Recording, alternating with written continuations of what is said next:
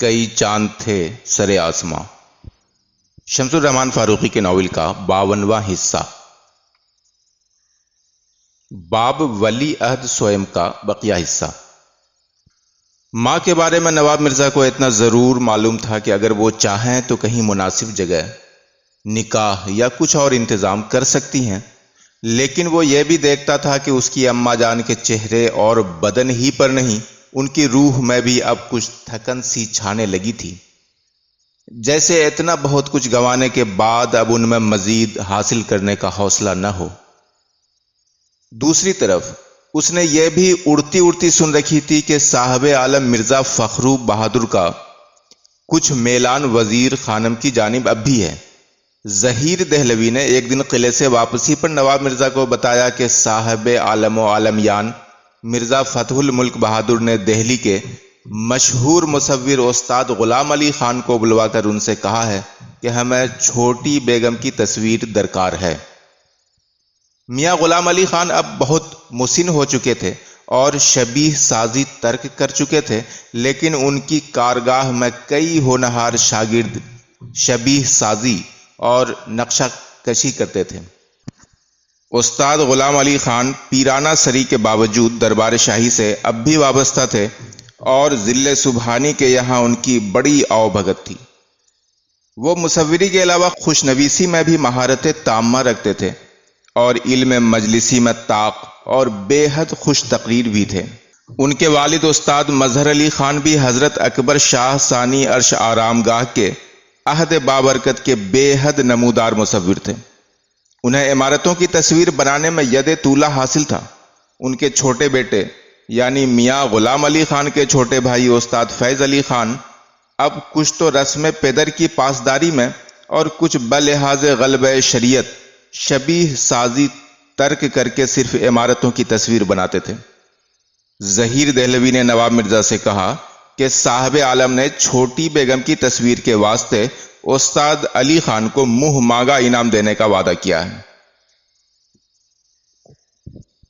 نواب مرزا کچھ سوچ میں پڑ گیا کہ یہ بات اماں کو بتاؤں یا ان سے فی الحال پوشیدہ رکھوں، اور ان کی تصویر میاں غلام علی خان کو کہاں سے مل جائے گی۔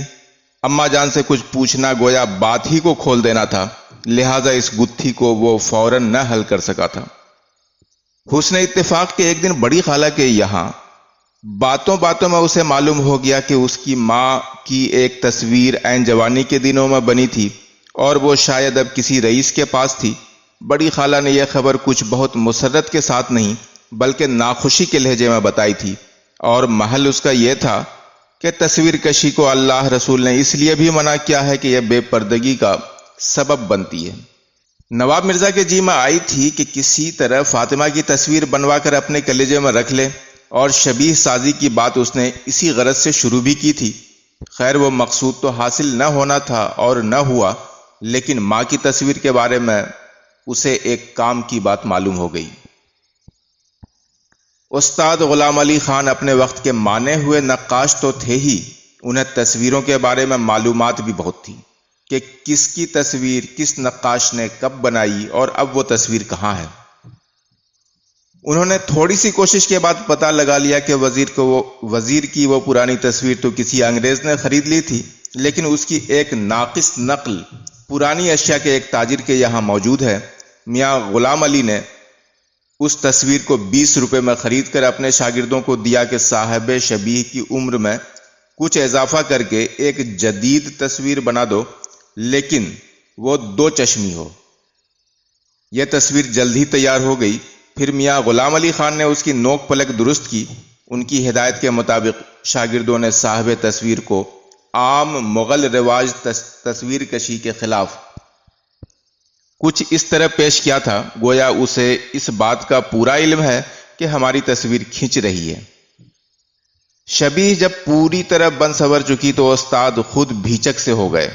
انہوں نے دل ہی دل میں صلی اللہ کہا اور ایک لہجے کے لیے ان کے ہاتھ میں ارتعاش پیدا ہو گیا کہ یہ تصویر تو زندہ آدمی سے زیادہ جاندار معلوم ہوتی تھی۔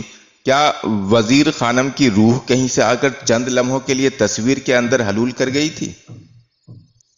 میاں غلام علی خان کو جھرجھری آ گئی۔ نہیں، کسی گوشت پوست کے انسان کو یہ تصرفات کہاں نصیب ہو سکتے ہیں، اور ان بی بی صاحب کو تو ہوا بھی نہ لگی ہوگی اس بات کی کہ ان کی شبیہ کھینچی جا رہی ہے۔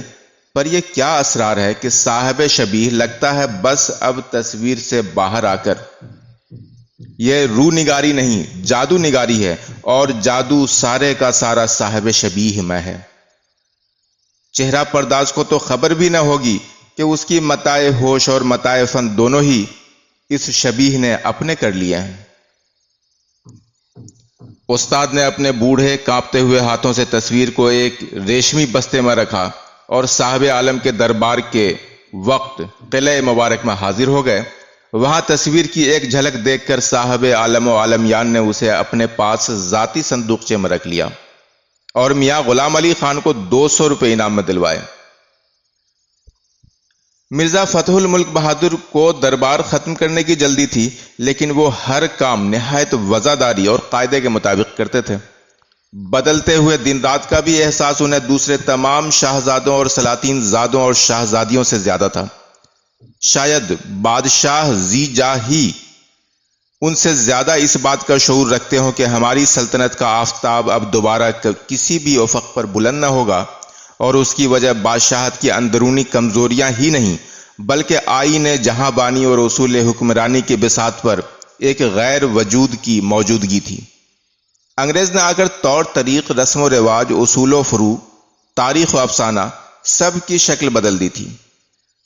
انگریز نے اہل ہند کو باور کرانا شروع کر دیا تھا کہ اہل ہند جن باتوں کے دل دادا ہیں اور جن خیالوں کی روشنی میں وہ اپنا جادہ حیات ڈھونڈتے ہیں، وہ سب باتیں اب غلط نہیں تو از کار رفتہ ہو چکی ہیں۔ لیکن مرزا فتح الملک بہادر کا عقیدہ تھا کہ حالات کے بدلنے ہی میں یہ راز بھی مضمر ہے کہ انہیں اپنی مرضی کے موافق بدلا جا سکتا ہے، یا خود کو اس لائق بنایا جا سکتا ہے کہ تبدیلی حال سے متمتع ہوا جا سکے۔ انہوں نے ایک انگریز کو نوکر رکھ کر انگریزی پڑھنی شروع کر دی تھی، اور قلعے کے تمام رسومات کے ساتھ مذہب و شرع کے بھی تمام احکامات پر وہ کاربند رہتے تھے۔ بادشاہت تو مرزا دارا بخت ولی عہد اول کو ملنی تھی، لیکن مرزا فتح الملک کو تخت شاہی سے زیادہ اپنے اجداد کی روایات اور تاریخ عزیز تھی، لہٰذا انہوں نے اپنے لیے گوشوارہ عمل اور طریق معیشت وہی رکھا تھا، ان کی شاہزادگی جس کا تقاضا کرتی تھی۔ بادشاہ کوئی بھی ہو، بادشاہی سب کچھ نہیں۔ جن کے نیاگان میں بابر و اکبر ہوں، ان شہزادوں کے بھی انداز اپنے تھے۔ دربار برخاست کرتے ہی مرزا فخرو اپنا ایوان خاص میں چلے گئے۔ چوبداران کا صندوقچہ لیے ہوئے ان کے پیچھے پیچھے تھا، اور چوبدار ان کے آگے چل رہے تھے۔ دو چوبدار ان کے آگے چل رہے تھے۔ ایوان میں پہنچتے ہی مرزا فخرو نے تخلیہ کا اشارہ کیا اور صندوقچہ کھول کر تصویر نکالی۔ آنکھوں میں جنس اور شباب کا ایسا بھرپور شعور تھا کہ شاہزادہ مرزا غلام فخر الدین فتح الملک بہادر کے ہاتھ سے تصویر چھوٹتے چھوٹتے بچی۔ لگتا تھا تصویر اپنی آنکھ یا ابرو سے کوئی اشارہ کرنے والی ہے، لیکن اس کی ادا میں کوئی رقاقت یا سوقیانہ پن نہ تھا۔ سڈول چہرے پر بڑی بڑی آنکھیں، ان پر لمبی لمبی پلکیں، لیکن آنکھیں جھکی ہوئی نہیں، کچھ اٹھی ہوئی۔ آنکھوں کا رنگ شربتی، اور چہرے میں ہلکی سی ٹھنڈک کی ایسی کیفیت جیسے تازہ کھلا ہوا گل مشکی۔ آہو کی سی لمبی سڈول گردن میں مالائے زمرد، گلے کے نیچے تک وادی شانہ میں چنے کی دال کے برابر زمرد ہی زمرد تھے، جن کی سبزی آنکھوں میں ہری دھوپ کی طرح کھوبی جاتی تھی۔ آنچل سر پر نہ تھا، اور صاف معلوم ہو رہا تھا کہ صاحب تصویر کو آنچل کے ڈھلک جانے کا علم ہے۔ عمر یہی کوئی میری ہی عمر، یا شاید ایک آدھ برس کم یا زیادہ ہو، مگر یہاں عمروں کی موافقت یا تفاوت کا کیا ذکر تھا۔ اہم بات تو یہ تھی کہ یہ چہرہ اور یہ گردن، یہ ہاتھ اور یہ شانے کسی زندگی بھری ہوئی خواہش کے سحر سے زندہ معلوم ہوتے تھے۔ یہ تصویر نہ تھی، صاحب تصویر کے رواں دواں لہو سے شاداب حسن کی بہتی ہوئی جدول تھی، جس سے سیراب ہونے اور جس میں ڈوب جانے کا دل چاہتا تھا۔ مرزا محمد سلطان فتح الملک شاہ بہادر عرف مرزا غلام فخر الدین عرف مرزا فخرو کی عمر اس وقت کوئی 32-34 کی ہوگی۔ سورہ فتح کی آیت مبارکہ انا فتحنا لک فتح مبینہ سے ان کی تاریخ پیدائش 1233 مطابق 1812 نکلتی تھی۔ وہ ابو ظفر محمد سراج الدین بہادر شاہ کے چوتھے بیٹے تھے۔ ابو ظفر محمد سراج الدین بہادر شاہ ثانی 29 ستمبر 1837 کو سریر آرائے سلطنت ہوئے تھے۔ اس وقت مرزا محمد دارا بخت بہادر عرف میرا شاہ سب سے بڑے بیٹے تھے، اور ٹامس میٹکاف نے انہیں 5 اشرفیاں اسی وقت نظر کر کے ان کی ولی عہدی کا اعلان کر دیا تھا۔ میرا شاہ بہادر کے بعد بہادر شاہ کے دوسرے بیٹے مرزا محمد شاہ رخ بہادر تھے۔ انہیں وزیر اعظم و مختار عام کا عہدہ تفویض ہوا۔ تیسرے بیٹے مرزا کیومرث بہادر کو ولی عہد دوم کا عہدہ دیا گیا۔ ان کے بعد مرزا محمد سلطان فتح الملک بہادر تھے، جنہیں ولی عہد سوم کا درجہ دیا گیا۔ یہ بات واضح نہیں ہوئی ہے کہ مرزا محمد شاہ رخ بہادر کو ولی عہد دوم کیوں نہیں مقرر کیا، اور کیا وجہ تھی کہ وزیر اعظم و مختار عام جیسے جلیل القدر مناصب کے حامل ہونے کے باوجود انہیں بادشاہی کی وراثت میں کوئی درجہ نہیں دیا گیا۔ ممکن ہے اس کی وجہ یہ ہو کہ بادشاہ کی نظر میں مرزا محمد شاہ رخ بہادر کسی نامعلوم بنا پر بہت محبوب نہ تھے۔ مرزا کیومرث بہادر کے بارے میں مشہور کیا گیا ہے کہ وہ لیاقت ذاتی کی بنا پر یا محض ہوس کے باعث خود کو ولی عہدی کا سب سے بہتر مستحق سمجھتے تھے۔ دولت مغلیہ میں ولی عہد نام کا کوئی منصب نہ تھا، اور حکمراں کی موت یا معزولی کی صورت میں خانہ جنگی یا خون ریزی کے بعد ہی نئے حکمرانوں کا فیصلہ ہوتا تھا۔ لیکن انگریزوں نے یہاں بھی تصرف کر کے ابو ظفر محمد سراج الدین بہادر شاہ ثانی کی ولی عہدی کے وقت سے یہ طے کر دیا تھا کہ حکمراں کا سب سے بڑا بیٹا ولی عہد اور پھر وارث تاج و تخت ہوگا۔ لہذا خود ٹامس میٹکاف ہی نے مرزا دارا بخت کی ولی عہدی کا اعلان ابو ظفر سراج الدین بہادر شاہ کی تخت نشینی کے وقت کر دیا تھا۔ لیکن اس کا مطلب یہ نہ تھا کہ ولی عہدی اور پھر وراثت کے جھگڑے آئندہ نہ پیدا ہو سکیں گے، یا شہزادگان اپنے لیے اپنے طور پر ولی عہدی یا بادشاہی کے لیے سائی نہ ہوں گے۔ اس زمانے کے شاہزادوں کی طرح مرزا فخرو نے بھی اعلیٰ تعلیم حاصل کی تھی۔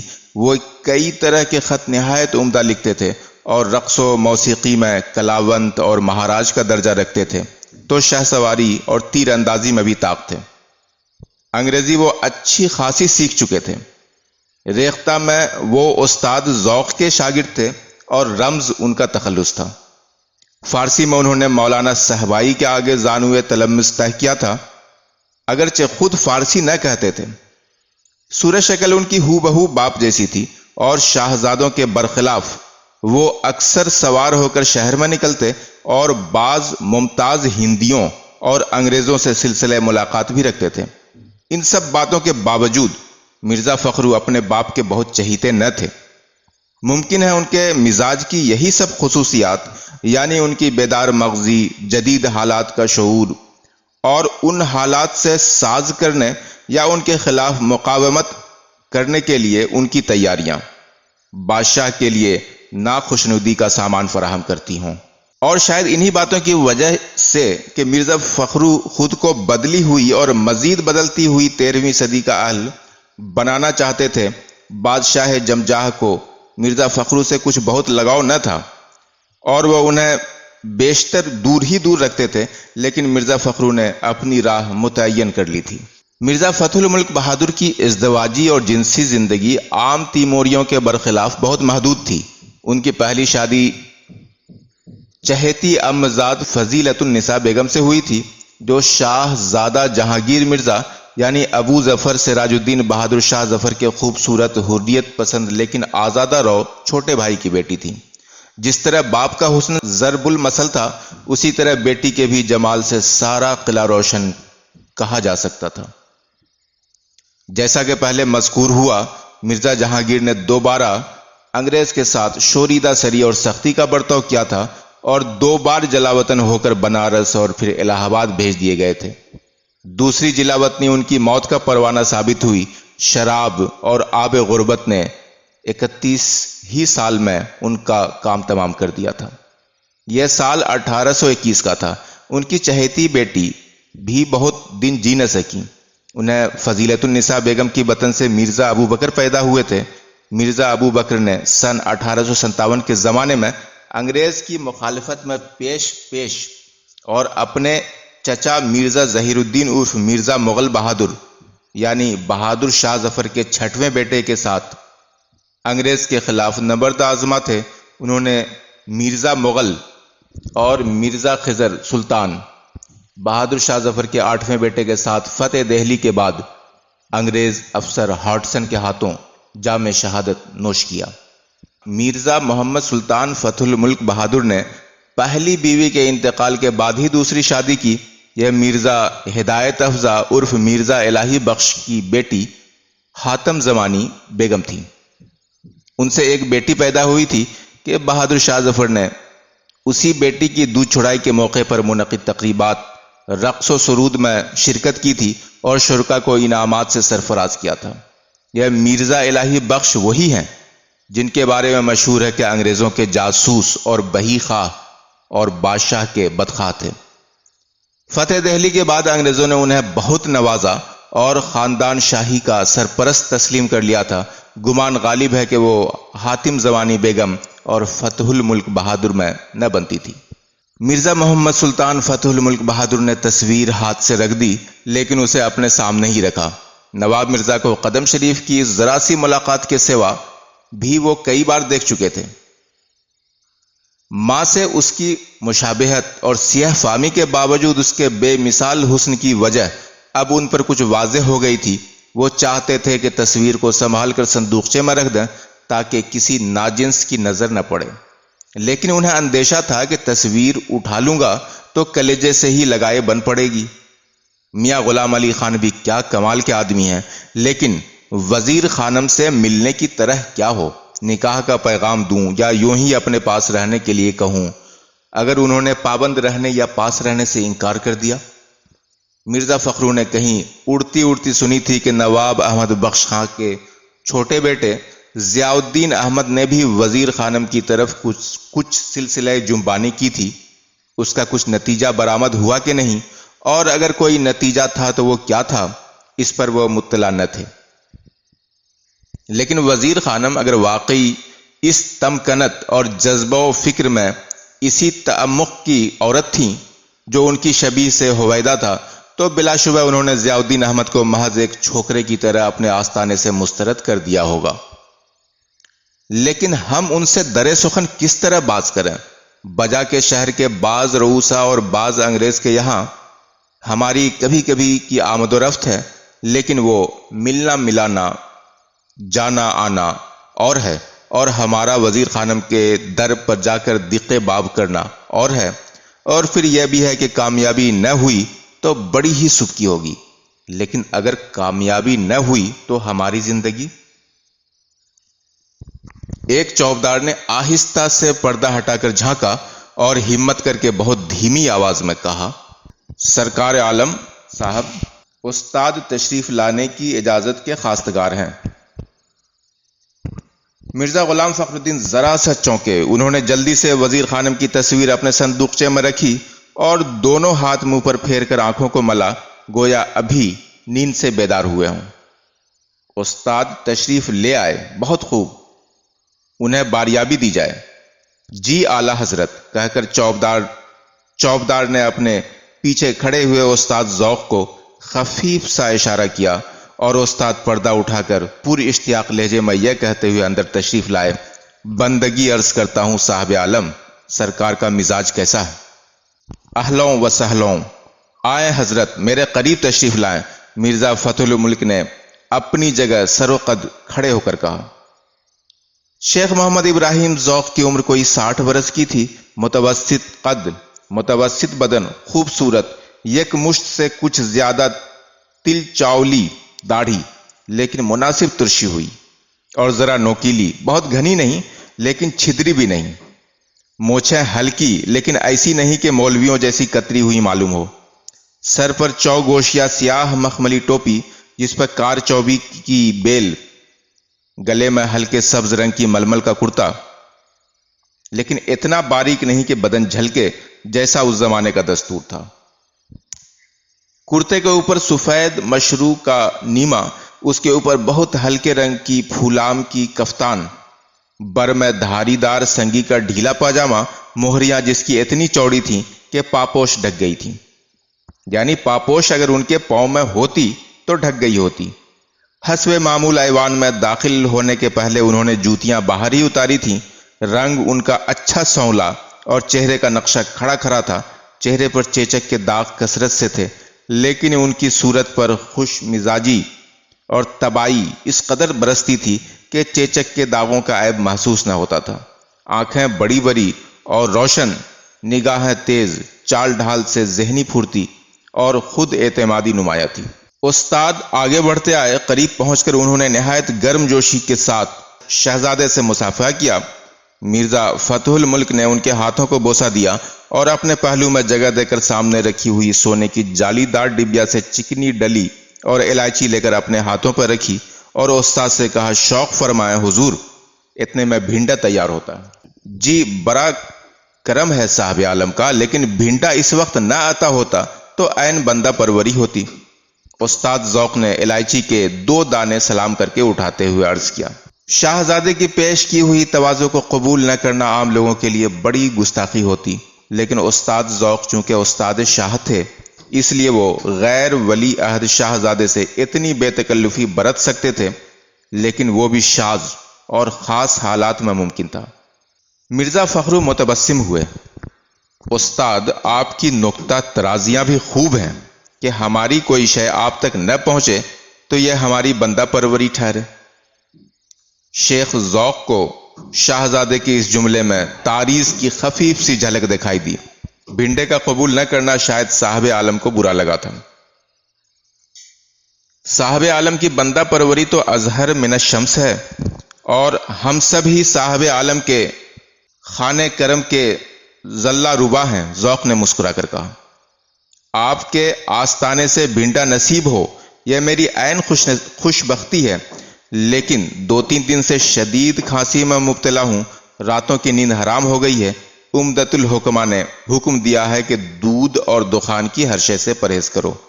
اس طویل جواب دہی نے شہزادے کی خوش مزاجی بحال کر دی۔ انہوں نے کہا، نہیں، ہم بھلا آپ کے فقدان راحت کا سبب کیوں کہ بن سکتے ہیں؟ آپ نہ چاہیں تو شغل نہ فرمائیں۔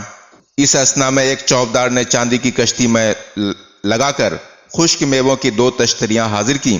استاد نے جھک کر شہزادے کو تسلیم کی اور بادام کے 2 دانے منہ میں ڈالتے ہوئے مسکرا کر عرض کیا، حضور، ان باداموں پر تو کسی کی آنکھیں نثار ہوں۔ جی ہاں، فتح الملک شاہ بہادر نے مسکرا کر کہا، لیجئے یہ تو مصرع ہی ہو گیا۔ ایما یہ ہے کہ بھیج دے آنکھیں نکال کر۔ یہ کہہ کر شاہزادے نے استاد ذوق کی طرف کچھ متوقع نظروں سے دیکھا، گویا مصرے پر گرہ کے طالب ہوں۔ وہاں تو مضامین صف باندھے کھڑے ہی رہتے تھے، جیسے امراء القیس نے لکھا ہے کہ قافیوں کی میرے سامنے وہ کثرت ہے جیسے بچے کے آگے ٹڈی دل کے ایک کو پکڑتا ہے تو 2 ہاتھ سے نکلے جاتے ہیں۔ استاد نے ہاتھ باندھ کر عرض کی، مرشد زادے کے سامنے منہ کھولوں یہ میری حقیقت کیا، لیکن ازراہ امتثال امر عرض کرتا ہوں کہ مطلع ہوا ہے۔ خوب استاد، بہت خوب، ارشاد ہو۔ ذوق نے یوں ہی ہاتھ باندھے باندھے مطلع پڑھا، بادام 2 جو بھیجے ہیں بٹوے میں ڈال کر، ایما یہ ہے کہ بھیج دے آنکھیں نکال کر۔ اما استاد، آپ مغتنم روزگار ہیں، واللہ کیا مطلع سر کیا ہے، جی چاہتا ہے ہاتھ چوم لیجئے، مرزا فتح الملک بہادر نے فرمایا۔ استاد نے نیم قد اٹھ کر تعظیم دی اور کہا، یہ سب حضور ہی کے خانوادے کا فیض ہے، لیکن صاحب عالم نے بھی تو ادھر کچھ کہا ہوگا۔ کیا ہم تشنگان آب حیات سخن کو اتشا ہی واپس بھیج دیں گے؟ مرزا غلام فخر الدین کے چہرے پر کچھ تکلف، کچھ خجالت کے سے آثار ہویدا ہوئے۔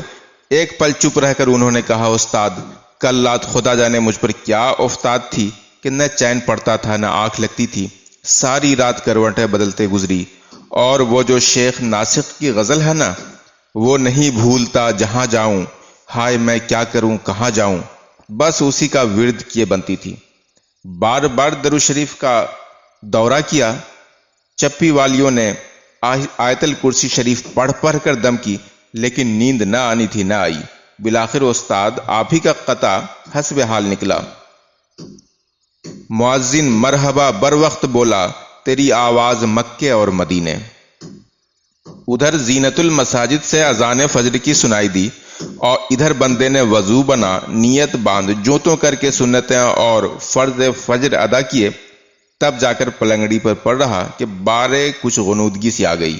آنکھ کھلی تو پھر وہی شیخ صاحب کا مطلع ورد زبان تھا، وہ نہیں بھولتا جہاں جاؤں۔ استاد ذوق نے فوراً کان کھڑے کیے۔ قلعے میں نئی نئی افواہیں روز رائج ہوتی تھی۔ ایک افواہ کی عمر پوری ہوتی یا وہ غلط ثابت ہوتی تو اس کی طرح کی دو مزید افواہیں گشت کرنے لگتی۔ ہر اچھے درباردار کی طرح استاد ذوق بھی قلعے میں دوڑتی پھرتی تمام خبروں، افواہوں، گپوں اور ہوائیوں کی اطلاع رکھتے تھے۔ چنانچہ انہوں نے سن رکھا تھا کہ صاحب عالم و عالمیان کو چھوٹی بیگم کی شبیہ کی تلاش ہے، اور اس غرض سے انہوں نے میاں غلام علی نقاش کو دربار میں طلب کیا ہے۔ اب جو صاحب عالم کی زبان سے شیخ ناسخ کا مطلب اور رات کی کم خوابی کا حال انہوں نے سنا تو گمان کیا ہو نہ ہو صاحب عالم کا دل ادھر جا اٹکا ہے، اب خدا ہی خیر کرے۔ لیکن ظاہر ہے کہ کچھ کہنے یا پوچھنے کی تاب تو تھی نہیں۔ وہ شہزادے کی گفتگو بتوجہ و اعتنا سے تمام سنتے رہے۔ جب شہزادے نے شیخ صاحب کا شعر پڑھا اور پھر ایک لمحے کے لیے ٹھہرے تو استاد ذوق نے عرض کیا، لیکن مجھے یقین ہے حضرت صاحب عالم نے بھی اس زمین میں توسن تبا کو جولان کیا ہو، بھلا تبائے موزون و مشہون کو قرار کہاں؟ شہزادے نے خفیف سی مسکراہٹ کے ساتھ کہا، جی ایک دو شعر تو ضرور ہو گئے تھے، کبھی غزل بھی ہو جائے گی، فی الحال یہ دو چار شعر بنظر اصلاح حاضر کرتا ہوں۔ اے سبحان اللہ، ارشاد فرمائیں۔ شہزادے نے سینے پر ہاتھ باندھ کر مطلع پڑھا، نہیں اس کا نشاں جہاں جاؤں، میں یہ دل لے کے اب کہاں جاؤں۔ سبحان اللہ صاحب عالم، کیا خوب مطلع فرمایا۔ استاد ذوق نے بے ساختہ کہا، واللہ شیخ صاحب کی بھی روح کو تواجد بہم پہنچا ہوگا۔ حضور تو کانٹوں میں گھسیٹتے ہیں۔ مرزا فخرو نے مسکرا کر کہا، زیب مطلع ملاحظہ فرمائیں، شاید کسی لائق ہو۔ تھام لے گر نہ مجھ کو تیرا غم، یہ جہاں چھوڑ اس جہاں جاؤں۔